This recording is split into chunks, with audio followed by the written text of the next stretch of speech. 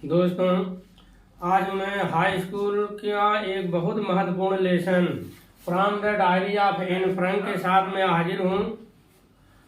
दोस्तों, high school में total pros, poetry और सप्लीमेंट्री मिलाकर 20 पाठ हैं जो आपके सिलेबस में हैं।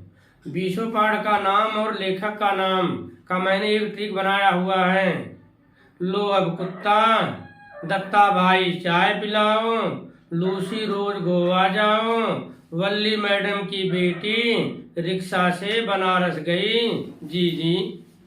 इतना आप अगर बोल देंगे तो निश्चित है सारे पाठ का नाम और लेखक का नाम आपको लर्न हो जाएगा। ये ट्रिक हमारे पिछले वाले वीडियो में है, अगर न देखे हो तो उसे आप देखें। आज देखें एक important lesson from the diary of Anne Frank. तो from the diary of Anne Frank, जैसा कि नाम से ही क्लियर है कि इसमें किसी डायरी की बात है। किसी एन फ्रैंक नामक लड़की ने एक डायरी लिखा है, उसी से यह पाठ रिलेटेड है। आइए हम पूरी कहानी बताते हैं। एक एन फ्रैंक है। तो वैसे तो उनके पास 30 दोस्त थे, लेकिन रियल में कोई दोस्त नहीं था। तो एन फ्रैंक अपने विचारों को व्यक्त करना चाहती थी। Anne Frank wanted to express her desire, she also wanted to express her strong feelings.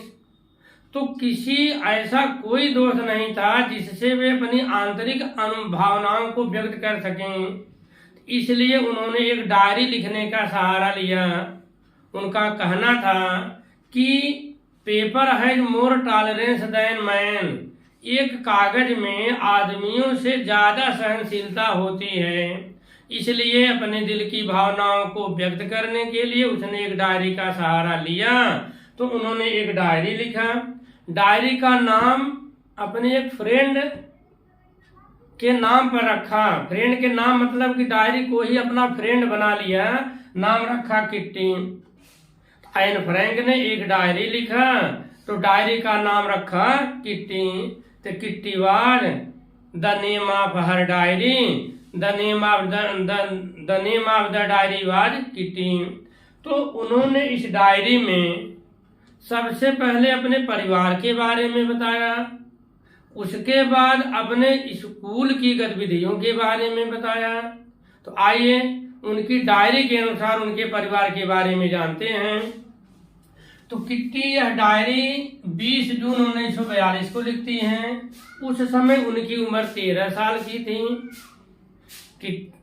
Ion ने जब डायरी लिखा तो आयन की उम्र 13 साल थी। उनका जन्म 12 जून 1929 को हुआ था। तो 13 साल जब हुई तो 13 आप इसमें जोड़ देंगे, हो जाएगा 42। 20 जून 1942 को उसने डायरी लिखा। जन्म हुआ 12 जून को। आप ऐसे भी याद कर सकते हैं, जिस दिन जन्म हुआ जन्म से 8 दिन बाद डायरी लिखी। 12 जून को जन्म हुआ, 12 में 8 जोड़ देंगे, हो जाएगा 20 जून। अब जब डायरी लिखी उनकी उम्र थी 13 साल, तो 20 जून 42 को उसने डायरी लिखा। तो डायरी में उसने लिखा था कि मेरे पिता का नाम ऑटो फ्रैंक है।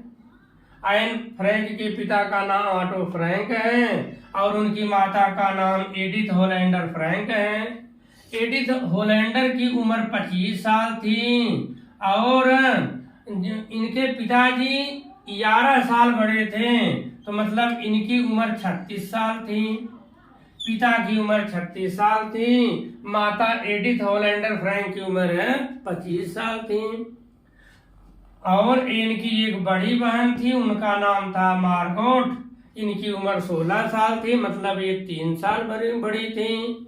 तो इनका जन्म 1929 में हुआ था। 3 साल पहले मार्गोट पैदा हुई थी। इसका मतलब इनका जन्म 3 साल घटा दीजिए, 1926 में हुआ था। 26 3 29। तो मार्गाट का जन्म 1926 में हुआ था। एन फ्रैंक का जन्म 12 जून 1929 को हुआ था। तो पिता ऑटो फ्रैंक थे, माता एडिथ होलैंडर फ्रैंक थी, बड़ी बहन का नाम मार्गोट था। एन फ्रैंक उनकी छोटी बेटी थी और इन्होंने डायरी लिखा। अब तो माता पिता और ये कहानी है फ्रैंकफर्ट की। जर्मनी का एक शहर है फ्रैंकफर्ट। दोस्तों, कहानी के बैकग्राउंड में जर्मनी का एक तानाशाह हुआ करता था, नाम था हिटलर। वो था नाजी। तो नाजी धर्म का था। तो नाजियों की सेना जो है यहूदियों पर बहुत अत्याचार करती थी। यहूदी मतलब यू।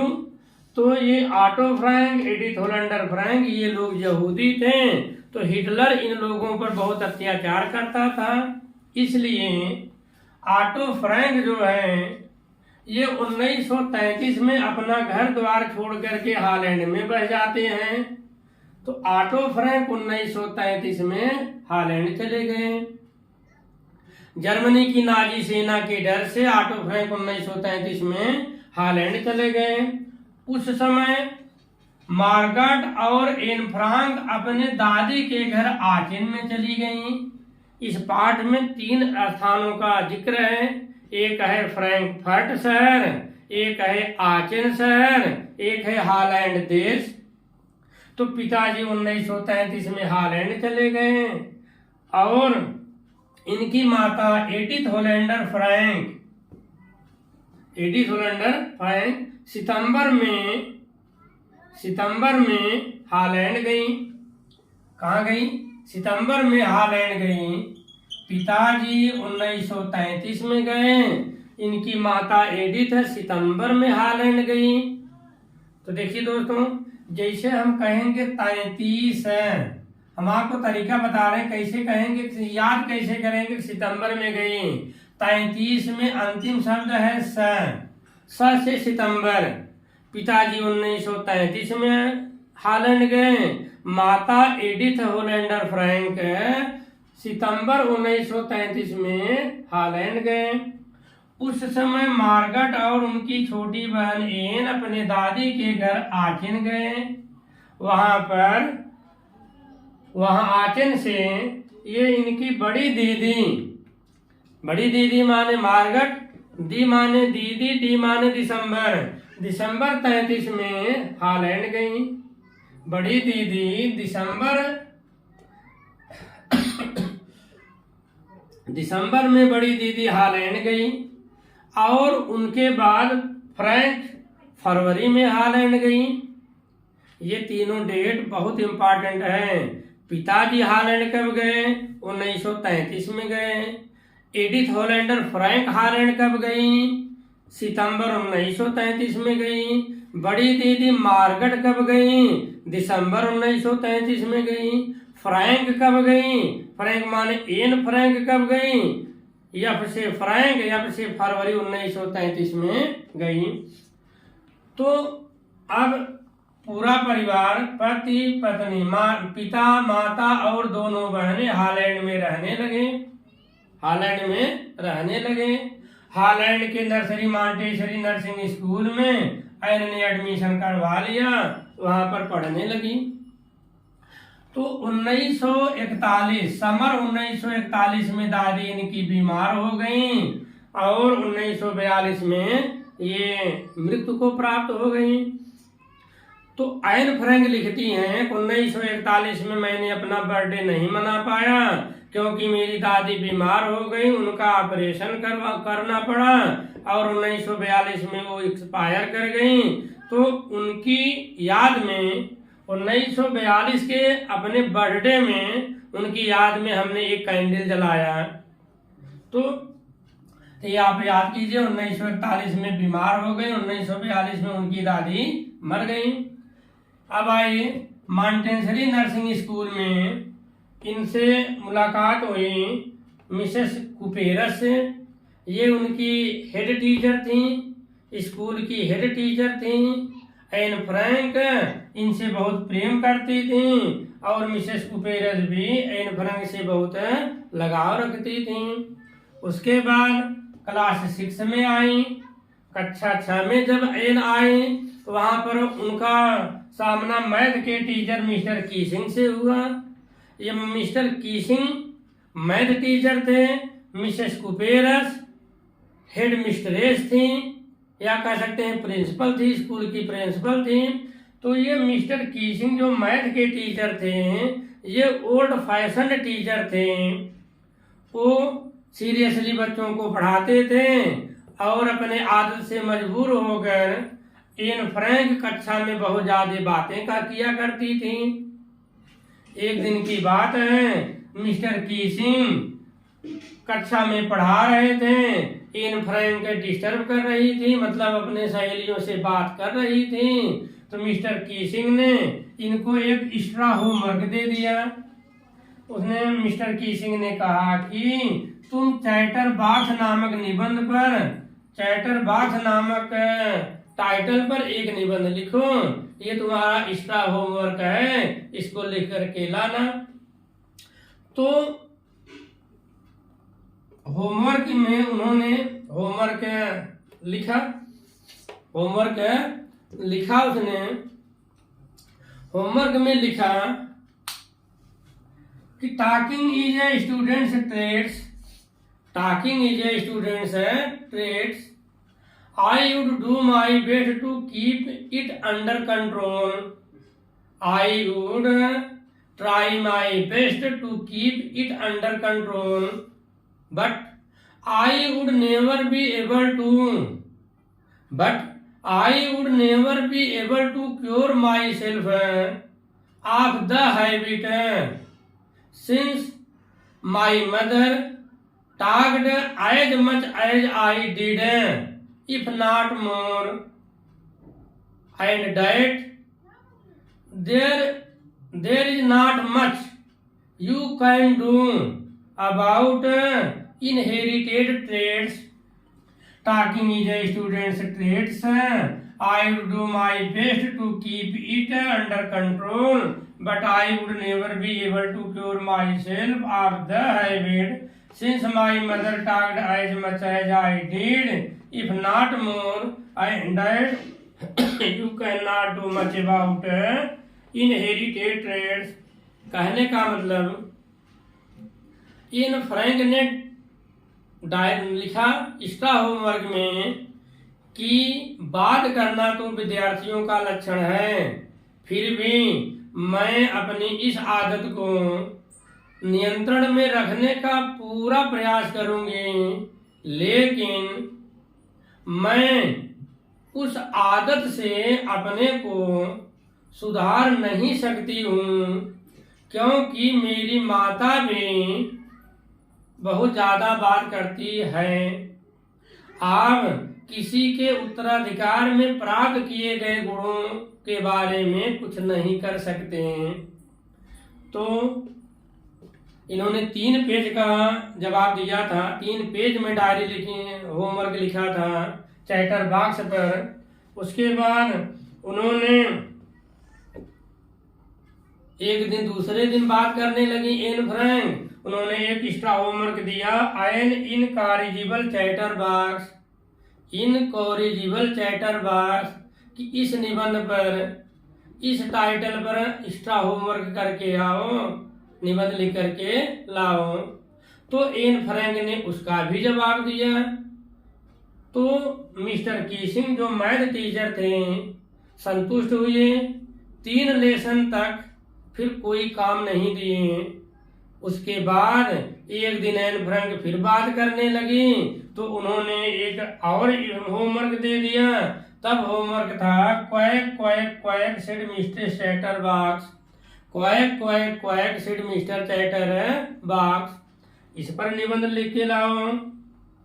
तो अब एन फ्रैंक की एक सहेली थी साने, साने ने इनकी मदद किया। साने ने कहा कि मैं इसका जवाब पोयम में दे सकती हूँ। तो पोयम में लिख करके एन फ्रैंक ने जवाब दिया।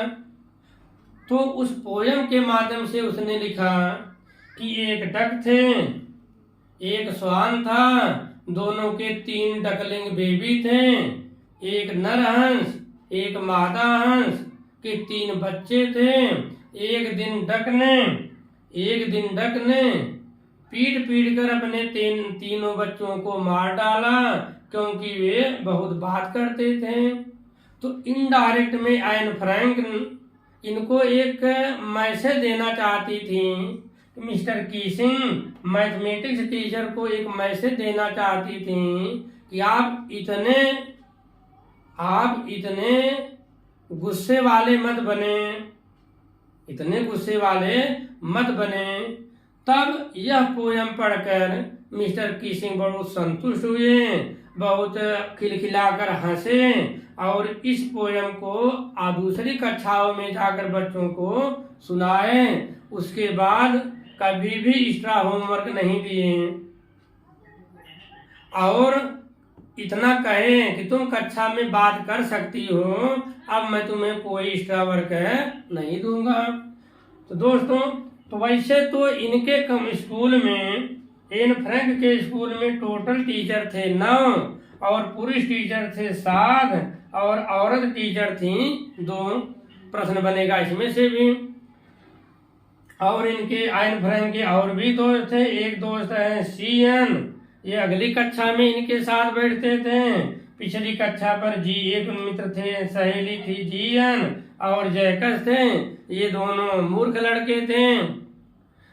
तो ये था पूरे पाठ का सारांश। आप इससे बहुत सारे प्रश्नों का जवाब खुद ढूंढ सकते हैं। जैसे उनकी दादी बीमार कब हुई? 1941 में। समर 1941 में। एक्सपायर कब की या उनकी डेथ कब हुई? 1942 में। उनकी दादी कहाँ रहती थी? Where did Anne's grandmother live? तो जवाब होगा Anne's grandmother lived in Aachen. Who went to Holland? तो Anne's father Mr Otto Frank went to Holland in 1933। पिताजी हॉलैंड कब गए? मार्गरेट हॉलैंड कब गई? एन फ्रैंक हॉलैंड कब गई? एन फ्रैंक का जन्म कब हुआ? उन्होंने डायरी किस उम्र में लिखा और उन्होंने डायरी कब लिखा? उनके स्कूल में मैथ टीचर कौन था? उनके स्कूल का हेड मिस्ट्रेस कौन थी? और टोटल टीचर कितने थे? How many teachers were there in Anne's school? There were totally 9 teachers in Anne school. How many women teacher were there? There were 2 women teacher. How many men teacher? How many men teachers were there in the school of N? There were totally 7 men teacher in N's school. इस तरह से बहुत सारे प्रश्नों का जवाब दे सकते हैं। आप इसे 1 बार 2 बार 3 बार रिवाइज करें, रिपीट करें, कॉपी पर लिखें, तो निश्चित रूप से आपको ये पाठ लर्न हो जाएगा। धन्यवाद।